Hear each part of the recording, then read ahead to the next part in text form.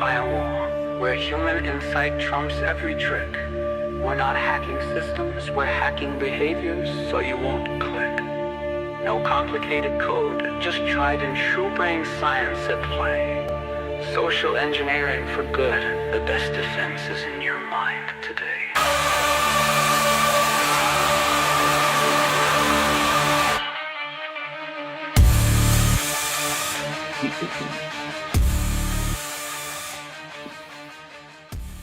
Welcome to Phishing for Answers.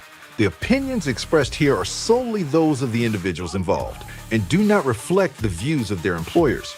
Get ready, because the next live episode of Phishing for Answers is starting right now with your host, Joshua Crumbaugh, the CEO of Fish Firewall. Psychology is the new firewall, where human insight trumps every trick. We're not hacking systems, we're hacking behavior so you won't click. Tick.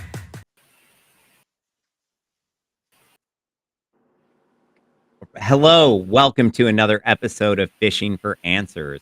Today, I've actually got two guests joining me, Mark Sinanan and Jiri Fiala. I know I pronounced his name wrong, but that's because I can't pronounce it correctly. We were trying ahead of time.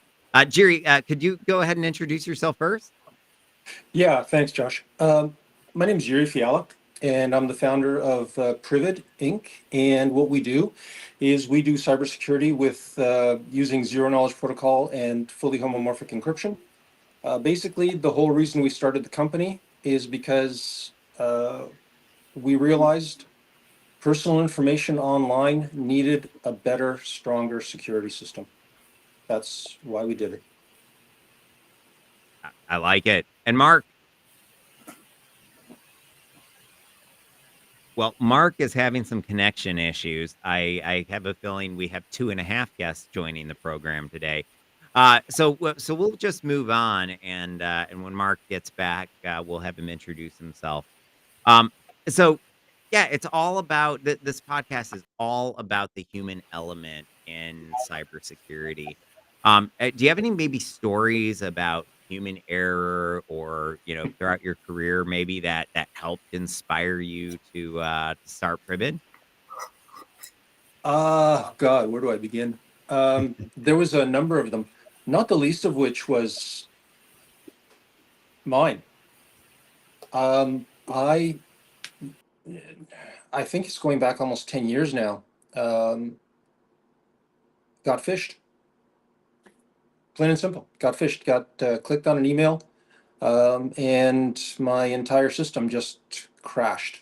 And that's when I realized that that's when I had the inkling more than anything else that cybersecurity was not what it claimed to be. And yeah, phishing is a different type of thing because phishing is more about social engineering than it is anything else. But at the end of the day, the back end technology should have ostensibly, that was there to protect my system, should have kicked in at some point, but it didn't. And that's when I was a recruiter at the time in the IT space, and that's when I kind of started looking around at why these things kind of happened and why these things fell apart and why people got, well, for lack of a better term, fished into it. And that's when, among other things that were going on at the time, in 2017, I really just left recruiting altogether and went into cybersecurity by starting Privid. It was more of a hobby at that point because I was still trying to work out the code and that sort of thing. We didn't formally start until 2018, 2019. But yeah, it's been a journey. And like I said, for me, it was more a case of something's got to be better than what's going on out there now. Yeah, So agreed, and I understand the journey. For me, it was a little bit different. I had tailgated in off of the exact same person 4 years in a row, and it just was almost a breaking point for me where I asked, what is the goal? What is the point of me doing these penetration tests if there's no improvement year after year? We issue the exact same report. Even down to the same person being able to tailgate because that person who was listed in the report never even found out about their mistake. And it just made me really it highlighted how big of a problem we had around the human element and how everyone had technologies in place supposedly to deal with this, but regardless, that wasn't really being dealt with. And so I understand the passion, and I like how different people look at different sides of the problem and come up with different solutions. It looks like Mark's back. Hey, Mark, why don't you introduce yourself?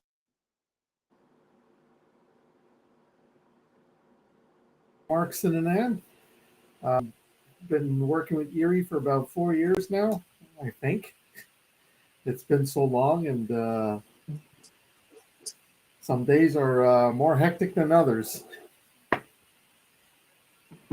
So a little bit about me. I've Yeah, been because I'm an asshole. in the software arena for about, oh my God, almost 3 decades now.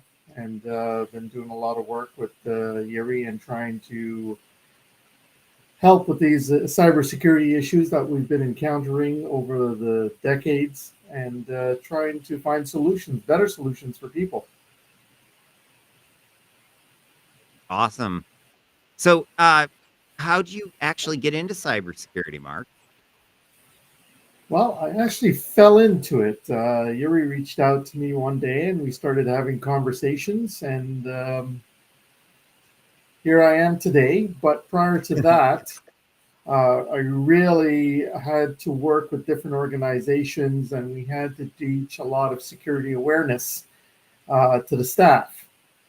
And it's a regular process because a lot of people forget what they need to do and what sort of protocols they need to follow when it comes to securing your information.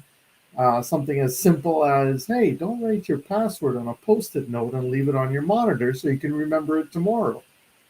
Oh, come on. They don't put it on their monitor. They put it under the keyboard. Okay, yeah, that as well. Okay. Continue. Jokes aside.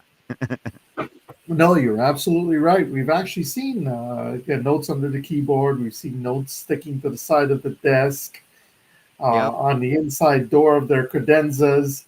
We actually been found a bank vault combination on a sticky note that was actually on a keyboard. It wasn't even under, or not on the keyboard, on the monitor itself, not even under the keyboard.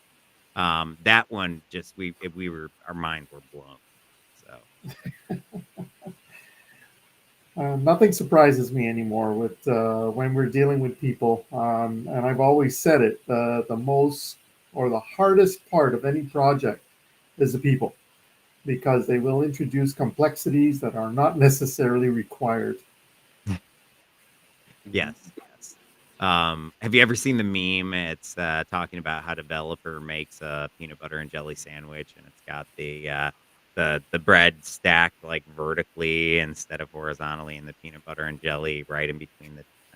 You'd have to see it, but I understand, and I think it's because when people don't understand, most people, if they understand the security risks, they're going to do everything they can to avoid them.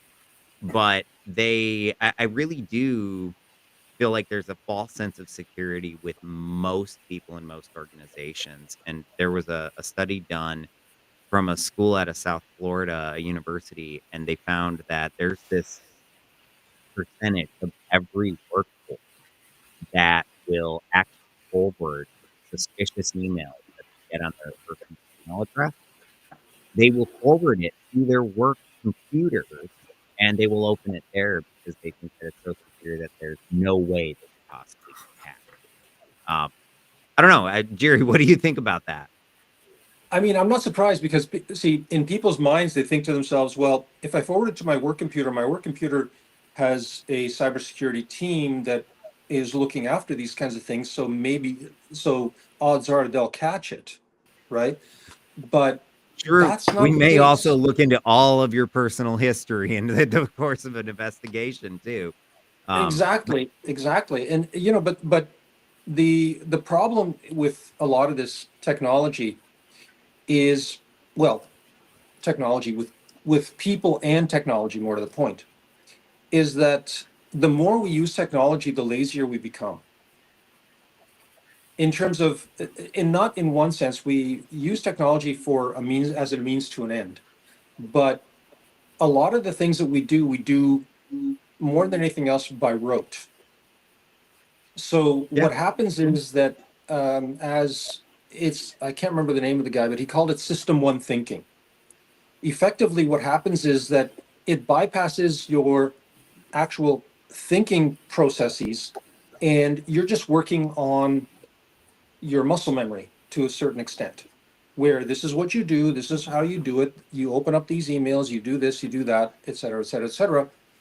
And the reality is that we, as a result of that, don't necessarily critically approach emails and other things in the way we should.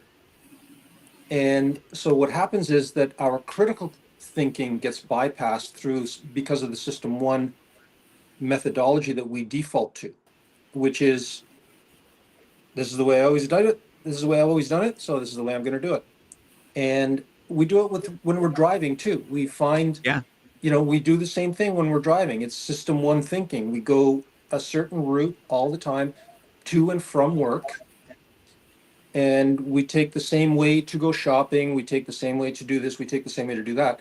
And it's not necessarily a bad thing, because our brain is designed to do things like that. The problem is that the cyber criminal has figured out how to use that to their advantage, not to your advantage. We all have cognitive biases that Exactly. we are susceptible to. Yeah.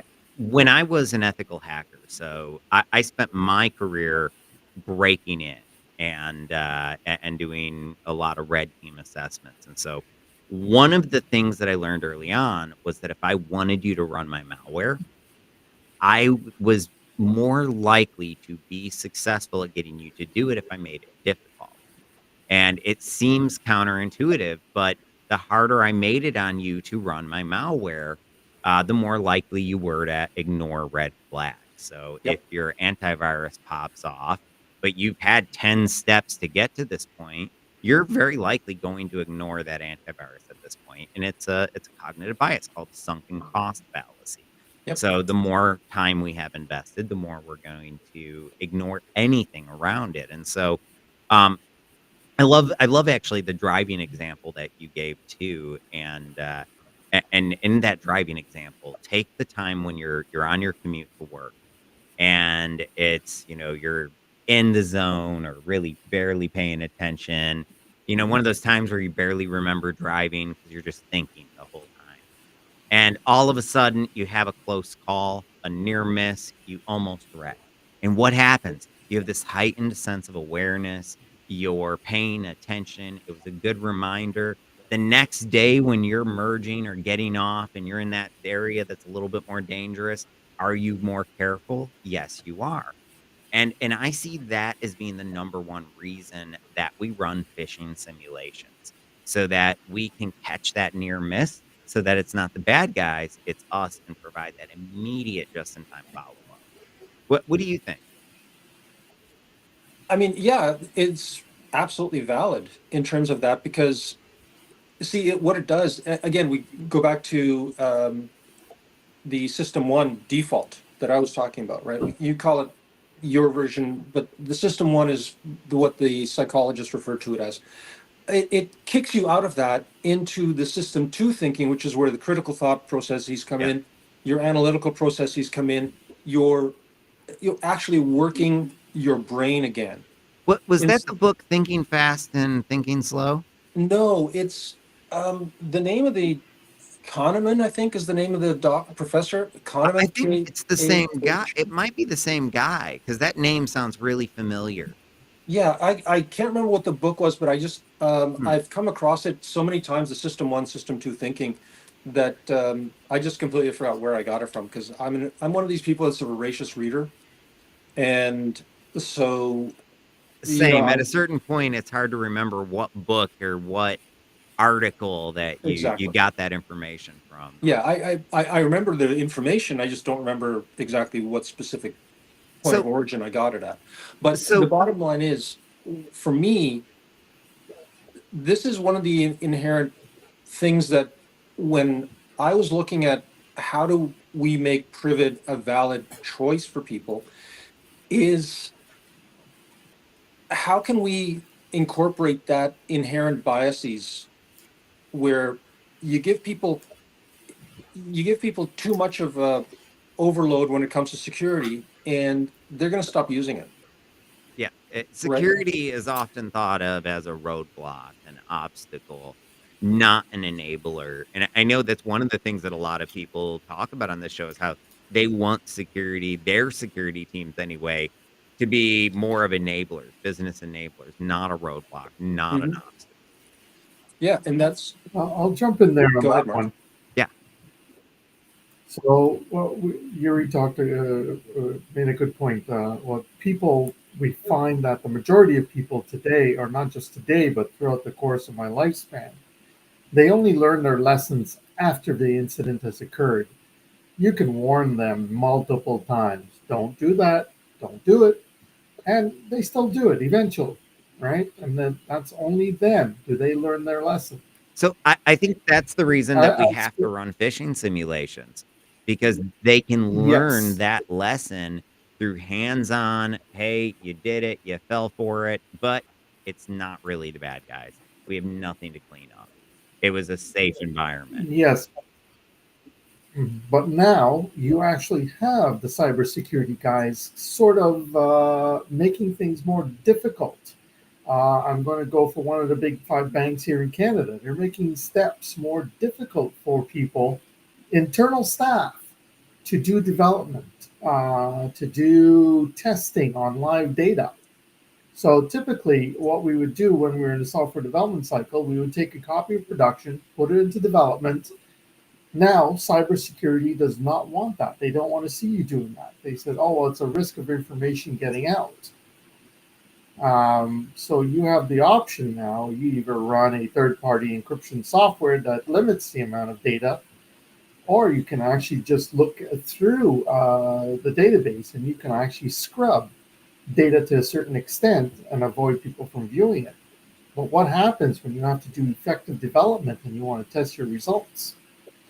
So there's it's a double-edged sword at times, especially in the bigger Well, I organizations. will say that just secure development, CI/CD in general, does often put a lot of policy around it. I know, at least in my organization, we try to be very agile, but we have absolutely had to put I guess guardrails around the developers, what they can and cannot do. And I'll give you an example. I got a literal request. We're a cybersecurity company, but I got an actual request that made it all the way to my desk because people had said nope, nope, nope, and our security architect absolutely rejected it. But they just, they were so adamant that it filters its way up to me. And the request is to open up an SQL port to the internet. So obviously, I'm like, hell no, I'm not approving this. This never even should have made it to me. But I think that it's a really good example that the developers are at their core, their job is to get the job done, and they always have unrealistic deadlines. They have more to do than they have enough time to do. But the security just has to be wrapped around it. And I think that's an area that everyone struggles a little bit. You don't want to slow them down. You don't want to make it so difficult that they can't do their job. But there's a lot of security that has to be wrapped around development because I'll tell you, developers, time and time again, I've got quite literally now hundreds of thousands of users. Developers are some of my less secure users, and it's not because they don't care; it's because that's not their priority. They're moving too quickly off. And honestly, that's how you fish a developer. Anything that'll save them time, and they'll click all day long. Yeah, yeah, that's exactly it. And it's again, it comes down to one simple thing: mental fatigue,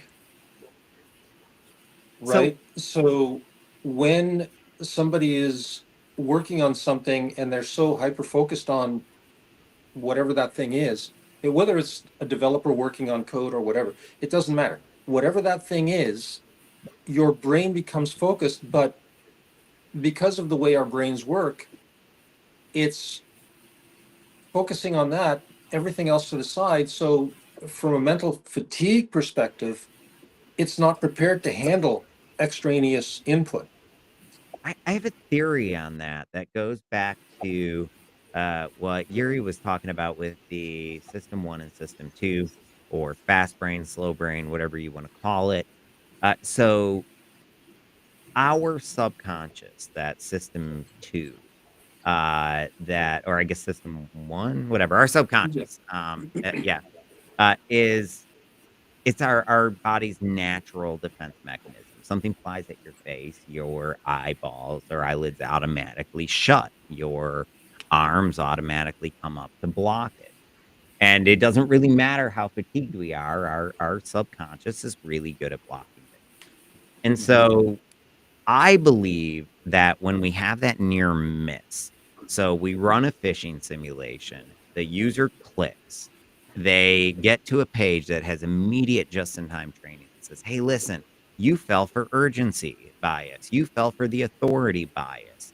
That helps them to better understand their way of thinking and, more importantly, identify those red flags.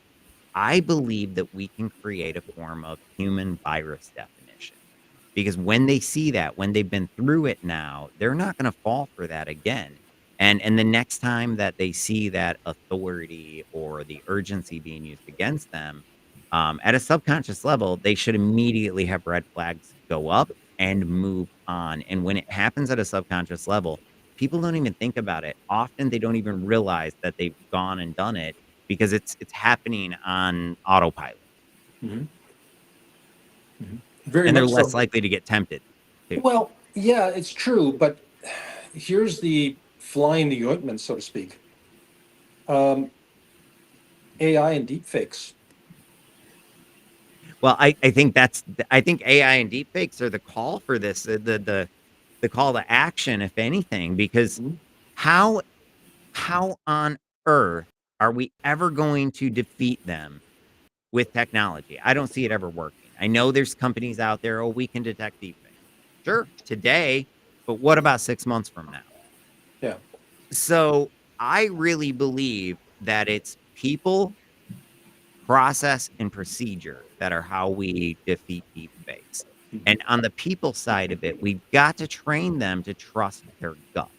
And that means we've got to be giving them the skills so that they have faith in their gut. And we've got to be forcing them to exercise it on a regular basis. And I think that's why we run phishing simulations as part of our training program. And I don't think we talk about the why enough. It's just accepted that we do phishing simulations, but why are we doing it and what's the goal behind it? Well, I mean, I agree with you that, running these simulations over and over again, it's it's one of those things where I've been a martial artist my entire life. And, one of those things that you do over and over and over again as you're going through the belts is you train and you repeat the process. You repeat all of the patterns, all of the different movements and so forth until you can do them literally without thinking about it. And the simple fact of the matter is it boring? Absolutely. It's absolutely boring. But does it save your ass when you're in a tournament and you're up against somebody else and they do something that you've never seen before, and all of a sudden your body just responds and you think to yourself, oh my God, I just blocked that? How? So, Yeah. well, I mean, it's also easier than blocking with your face. But, I'll tend to disagree. But, well, I mean, the easiest might be blocking with your face. You can just only do it a few times before you're out. Anybody can block with their face. That's the easy part. But as I learned a long time ago. But the thing is that, as you said, it's that training and training and training, so that the training almost becomes a default rote mechanism or system one mechanism to bypass that phishing option, right? Yeah. And is it something that's going to happen overnight? No. It's something that has to be done on a constant basis and constantly reestablished Well, more and than I anything think it else. starts with good habits. And Yeah. well, I guess it really starts with good culture that leads to us teaching people good habits. Mhm. If my people treat their email looking at the sender, paying attention to if it makes sense, is the external sender notification there. If a few of those things are the same as looking both ways before they cross the street, we're not going to have issues. But it has to become that habit, and that you're right, that doesn't happen overnight. It takes, I mean, at minimal to see any real culture change, 1 year, and that's quick. And you're not really, I mean, you're just going to be barely beginning to start seeing the results.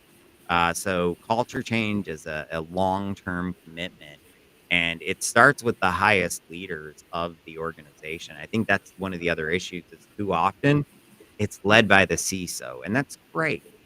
But it's better when it's led by the CISO.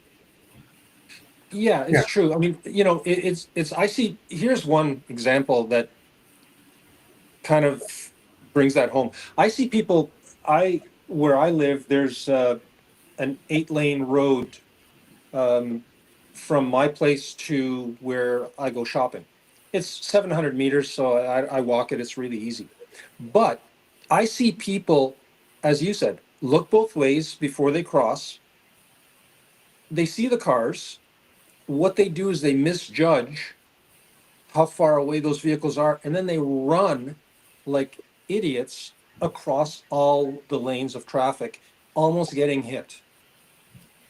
Well, it's Right. the old So, video game, so Frogger. it, it's so it's one of those things Well, where you're not supposed to play that in real life. You don't get 3 lives. well, you're You not only get 1. you're not supposed to Darwinism. play that. But I mean, they looked both ways. They saw the danger, and they did it anyway. So you've got to get people to kind of think a little more critically around that Think about the danger, risks, yeah. right? Because yeah, just looking both ways is step one. Yes. Yeah. Not running across 8 lanes of traffic is definitely step two. Well, and while there are still people that'll run across after looking both ways, that I think traffic's an extreme example, but there's a ton of people that don't take the threat seriously when Yeah. they're buying a new security system for their home that they're installing. When they're putting a new baby monitor in their home that they can watch from anywhere in the world. Well, how, is that exposed to the internet? Do you know what kind of risk do you have? Have you opened up to your Mhm. home? And I think those are the types of things that people are not thinking about enough. And we've got to get them thinking about it. And I think when the consumer starts thinking about it, they force the vendors to be more responsible as well.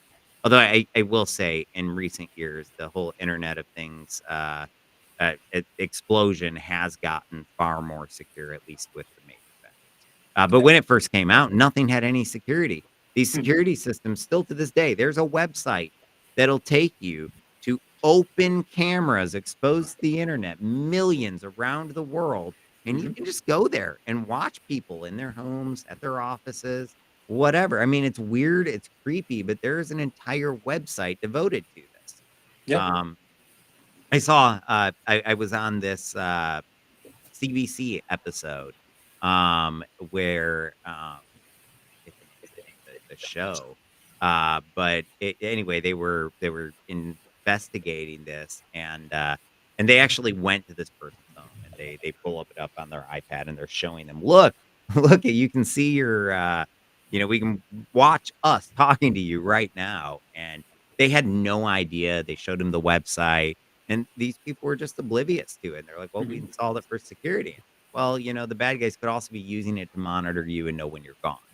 And so there was just this whole aspect of it, but I really found it, I don't know, interesting how little awareness there is around that. Okay, Well, so go ahead. Yeah. well, No, we no, have no. this I was just one guy. Yeah, we have go this ahead. one guy. Sorry, Yuri. So we No, have this one guy who's done a reverse attack on a lot of these hackers that were based out of India.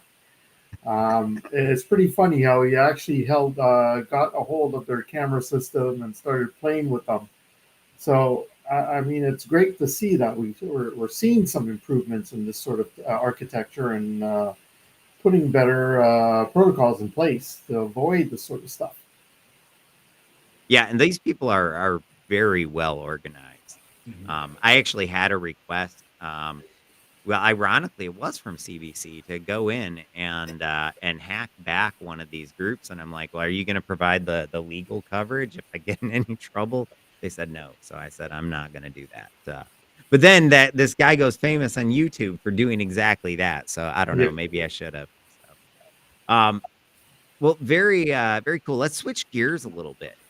Artificial intelligence. It's exciting. We'll just start there. Any cool new developments, technologies, things you've heard about that you want to talk about? We can go through robotics and the major advancements they did, especially on the silicone coatings that they've done for a lot of the exoskeletons or the skeletons. Well, For in the them. robotics, we now have the ability to train them like they train Neo in the Matrix. Well, we can. We'll see. We'll see how it Well, goes, right? there's the new open source model that simulates millions of hours of robotics training, but it does it just completely in a simulation, and so now we don't have to do all of that training manually, and I think that's one of the number one reasons that we've seen such a vast improvement in robotics and the movement and their ability to walk and all of that recently. well, yeah, it's true. There have been remarkable achievements when it comes to the robotics section, and I see artificial intelligence as becoming part of that component. I mean, Asimov called it in iRobot, right? And he wrote that book, God, 70 years ago now, and he called it. He called it very, very accurately, Yeah. and I think that really the whole amalgamation of artificial intelligence and robotics is going to take things to a whole different level. And then again, we're going back to those systems. How secure are they? And how breachable are they? How hackable are they? And I so, don't know, but I am excited and will ignore security risks just to have a full-time robot servant helping me out around the house. right, that would That's a be joke, by the that way. that well, but right now the problem with AI right now is that it's in a very nascent stage, and it's still not at the level that we would like it to be when it comes to what it can and cannot do and that sort of thing, and the interactions that we can and can't have with it. I think that It has AI, memory issues. I think that's the biggest issue is lack of well, memory. one of the things that I've realized is that AI, especially when it comes to DeepSeek and chat and so on, what they're good at is information that has been around for a long time. Like information, like say interpreting laws in different countries, different things, interpreting regulations, interpreting like data that has been around for 50, 60, 70, if not more years. And it's good at looking at historical data. Hmm. It's not necessarily good at the more recent stuff and creating things. It's good at like when I write articles, I'll have them edit the article, like look through it and edit it for me. Where can I improve this? What can I add, and that sort of thing. But will I get it to write the article for me? No, it can't do that. Well, it can, but it's atrocious. But Well, I the think, you know yeah, I guess when I do it, I just give it a stream of consciousness, but ultimately I'm writing the article. I just talk to it and then it puts it into words for me, which or formats it for me. Yeah, Um, that's basically what I do. Am more of a write it out type person as opposed to saying it, because then it picks up all these oh, things. And oh, it's atrocious, and sometimes yeah. like it'll butcher somebody's name or something. Yeah. Or like even my own name. Like the other day I was Jeshua, like it was I think Jeshewa or something like that. I'm like Mhm. what? It's not So to the stage where it's mature enough to go through that. But yeah, this yeah, is another double-edged sword that's coming into commercial use and general public use now, and it's just going to be a mess. it We're going to will. get the criminal elements, we're going to get the good elements, and whatever We already use have the is out criminal there. element. I mean, we see it every day.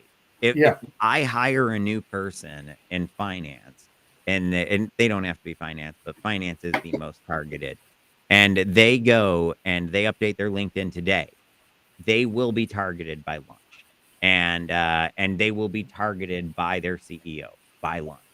I don't buy that we're not using AI in these tasks. They are taking the person's role and what they do, and even the organizational structure into consideration in the targeting. And that tells me we're already using AI to target people, and it makes sense. It's the perfect fit. I mean, back in the day, the biggest limitation of being able to hack across borders was linguistics. And that's not an issue now because understanding what the most likely password that somebody's picked in Guangzhou, China, is easy as as querying a large language model, and it really has flattened the world. Writing that fish easy. I mean, the translations are brilliant, and how Yeah.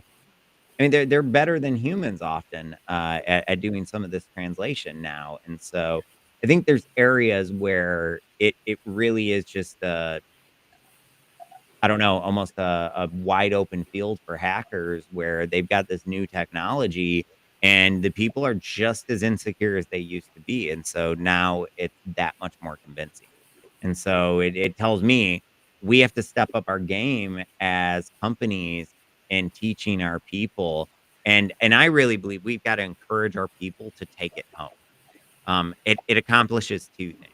It helps to make children more aware of the risks, and so hopefully they're not going to college and paying $500 for this job that they got offered that they're never gonna see, Mhm. or whatever it is, but there's a lot of college students getting scammed because they're not aware of the risks, and so, it's helping to drive that, but to me, when somebody takes it home and they go and they tell their children, they go and they tell their elderly parents about it, they are becoming the expert themselves, and it repositions them and forces them into a new line of thought, because when they're home, they're the expert. If their child has a question about security, who are they gonna go to? Well, this is it, right? Because right now, what I feel is, in a weird way, and this has been pointed out many ways, many times, but we're kind of a sandwich generation from like guys that are in our age group, because we've got elderly parents that don't know anything about technology. We've got kids that take technology for granted, and as a result of that, they don't look at the security protocol that is required for these things. And when their systems break, they don't always know how to fix it. And same with the parents. We're the ones that understand that for both groups. And so we're kind of playing this interesting game where trying to help both groups get to the same point, and neither group really sees the point because the younger ones think they know it all already. They don't. Well, they're desensitized to it. "Ah, whatever. I've Exactly. been on Roblox since I was 4." You know? Right. And then they see all the other, exactly, and then they see all the kids that are, then they see all the other individuals that are on Instagram, TikTok, the Facebook Reels, et cetera, et cetera, et cetera. And people's lives are out there, and they think to themselves, oh yeah, no problem, I don't need to worry about security, I don't need to worry about this, I don't need to worry about that. And then you've got the older group that says, well, I have nothing to hide because I don't do anything bad. So said the Not just OnlyFans about nothing to people. hide. It's also about your livelihood, your retirement, your Right. future, your just not even having to deal with the headache of having your identity stolen. If nothing else, there's just the headache that's there. So there's a Yeah. million reasons to worry about it. And I've seen so many people get scammed out of very, very large amounts of money, and often the tactics that the people use to scam these people leave deeper scars and wounds than the loss of the money ever will. Well, yeah, because it's almost I mean, like there's a few examples of that as well. true. Yeah. Can you guys Yeah. Yeah, we can Yeah. hear you. hear me?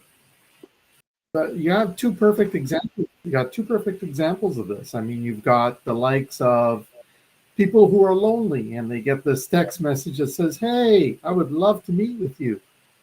Yeah. And then they would text you back 5 minutes later. "Oh, I ran short of cash. Can you send me some money to this address?"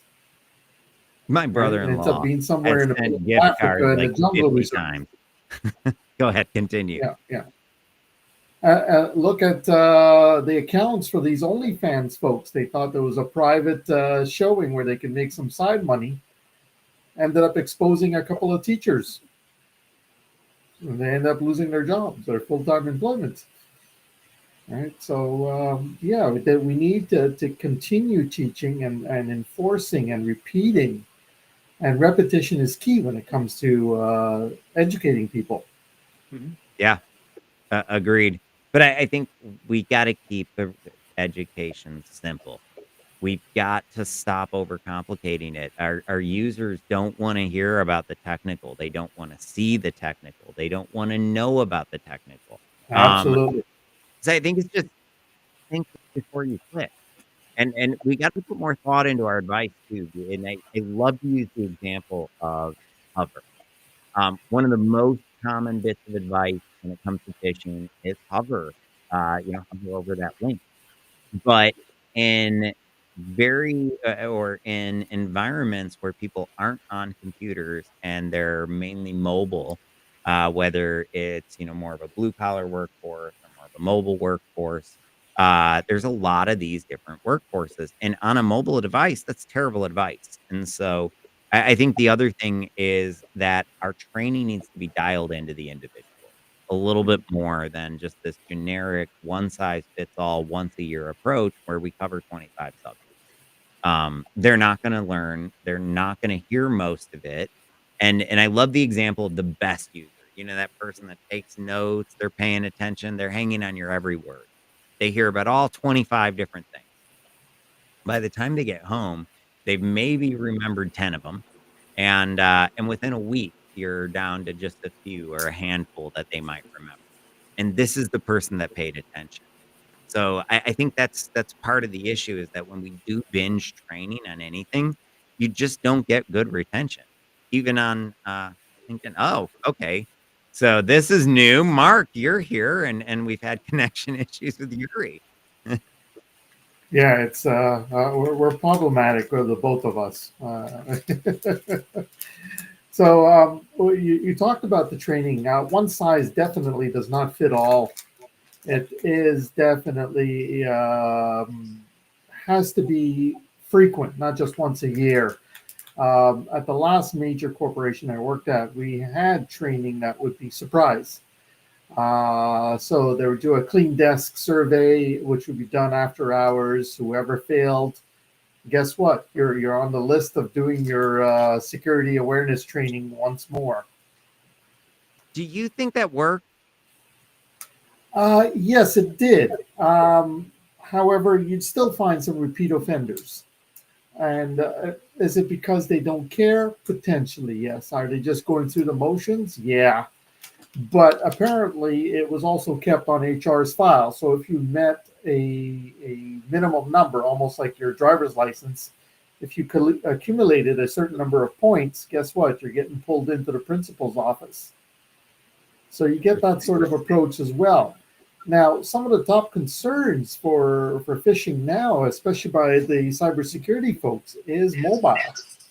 And we've seen a lot of that happening now, like you previously mentioned. Yeah, absolutely. Well, so we are almost completely out of time, although we got to wait so that Yuri can say goodbye. There he is. Um, There, yeah. we are almost out of time here, so I would ask both of you, do you have any advice for our audience, for our viewers, before we wrap up the show today? Um, so much. But the simple fact of the matter is, just awareness, awareness, awareness. And the funny thing is, sometimes if you come across something that's suspicious or anything, think about the simplest thing to do beyond just opening it up and sending it forward or whatever. But what's the next simplest thing to do if you think something is fishy, if you don't think it looks right? What's the easiest thing to do? The easiest thing to do is ignore it. Delete Get it, rid of move it. on, ignore it. Exactly. Yeah, Exactly. report it. That's yeah. Ideally, we're Simplest. reporting it because I do like that metric. I think that monitoring the report rate is one of our best ways to measure culture. It's hard to measure culture. Yeah. Yeah, it is. I mean, and as you said, you've got to tailor it to the group that you're talking to as well. And usually that means you've got to run, instead of one educational seminar, whatever you think it's, whatever you want to call it, for everyone, you've got to run a number of them for different groups within the organization, because finance is going to have a different metric and protocol for security versus the HR department. Well, and And finance needs to be trained about the common financial fraud attacks. yeah, exactly. And they especially will need to be trained on AI and deep fakes, because a lot of that is targeted at finance. Most of that's targeted at them. Yeah. Exactly, exactly. And this for us, our core market is government, healthcare, finance, because those are the people that really need our technology. And when we couple it with the anti-phishing technology that is already out there, it's pretty secure. It becomes from 90% secure to 99.999% secure. Yeah. And it makes a big difference, because then your organization will be protected. Is anything 100%? Absolutely not. But is it as close to 100% when you combine technologies with ours? Absolutely it is. Yeah. And that is a shameless plug. But the bottom line is that we love working with organizations like yours and others, because it just elevates both technologies.